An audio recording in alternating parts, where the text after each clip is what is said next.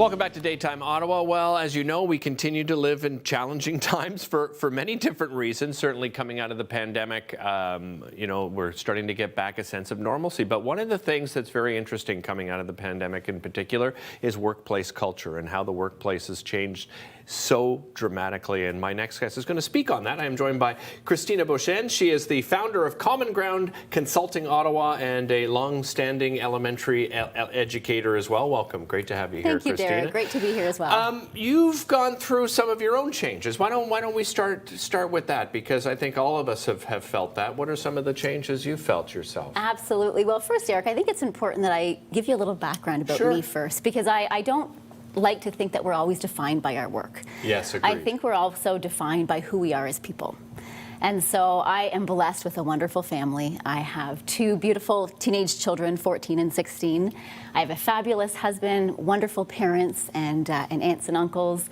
And my personal and life experiences have really propelled me to feel a deep fascination with interpersonal dynamics. So what makes people tick? Right. What makes people thrive? What makes people want to connect and engage meaningfully in our work environments? And so my role as an educator for 22 years has really allowed me to sort of, dig deep into that curiosity. And it's led me to do the work that I'm doing now with Common Ground Consulting. It's fascinating you say it that, what you just said, because my father has always said to me that you want to be a who and not a what. Mm-hmm. And one of the questions you should ask somebody isn't necessarily when you meet them, what do you do? Is really find out who they are. So this really speaks to something I've heard my entire life.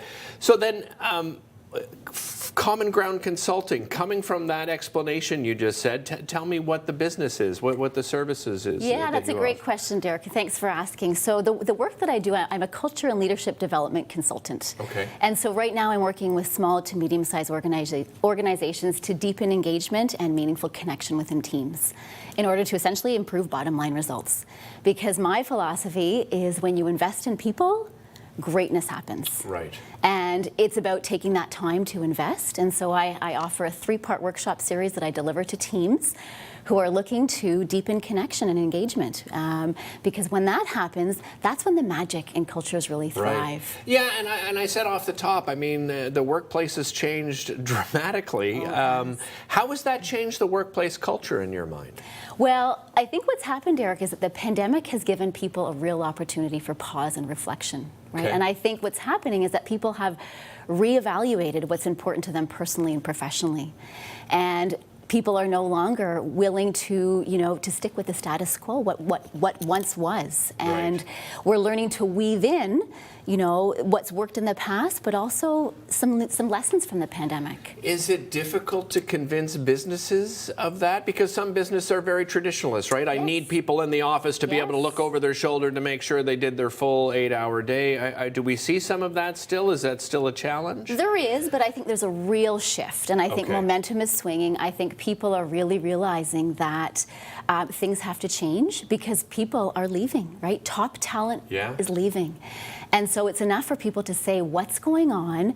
How can we work with our people in order to get the best out of them? And in order to get the best out of people, you actually have to invest in them, right? And that means getting to know who they are as people, what do they value, what do they bring to the table, what makes them unique?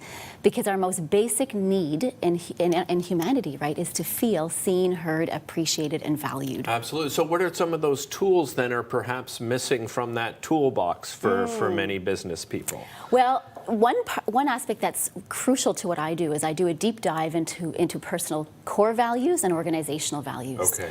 Because I don't think, we show up at work every day, which we all spend the majority of our day at work. But I think our conversations on so many levels are surface level conversations, right? Yeah. What are you doing after work today? Yeah. What are you making for dinner? Where are the kids going for activities? And you don't really get a chance to know what people value. And when you know what people value, it deepens the connections. Because people can learn to appreciate, that's maybe why someone behaved like that, because that's more in alignment with their value. Right. And so right there, that that meaningful connection is developed. And so I do a deep dive into personal values, and then we look at the values of an organization. Right. So are your personal values in alignment with your organization? Do you think those two often find themselves apart and they don't even realize it? Oh, absolutely. Yeah. There's often a values clash or a values misalignment. Right, in the sense that sometimes organizations have these values, right, that are on a wall, but staff don't actually know what they mean. Right. And so when you take the time to sort of look at, okay, are your personal values, are they in alignment with your organization? It really deepens someone's sense of purpose in what they do. And you're right, Christina, if you read it, if you go into, I don't know, maybe your office kitchen or whatever, and the values are there, and you don't see the people up here practicing those values, how meaningful are they even to you, right? Absolutely. And it stems from the top, Derek, for sure. I mean, these values have to be modeled from the top. But my feeling is right now, that's such a heavy responsibility for leaders and for CEOs that my feeling is that workplace culture is a shared responsibility. That it shouldn't fall on any one person. Agreed. It needs to fall on everybody. But if people aren't equipped with the right tools to figure out, well, how do we do that? Right? And so when you equip people with tools, just like we do in the classroom, when we equip children with the tools they need to be successful, that's when these beautiful classrooms are truly thriving. It's the same with workplace cultures. What adults need is the same as what children need. I agree. We are bigger versions. Just as we're running out of time here, Christina, I know you wanted to ask sort of viewers, what are kind of the two words to kind of describe a thriving culture, just to leave our viewers with sort of something in mind, right? Yeah, I would invite people to think about two words that you have in your head that would describe a thriving culture. So if you think back to a place where you worked at one point or another, what word would describe that environment and why? Because I think if you can think about that, it really helps to articulate what's important to you. Yeah, and I think more than ever, as you just described the services you offer and how you work with clients, it's such a great need right now, and appreciate your time today, Christina. Thanks for having me, and Derek. I really appreciate it. What would my two words be? I think feel valued and have fun, because I always like to have fun in my job. www.com, groundconsulting.com. That's com, C-O-M. We'll be right back after this.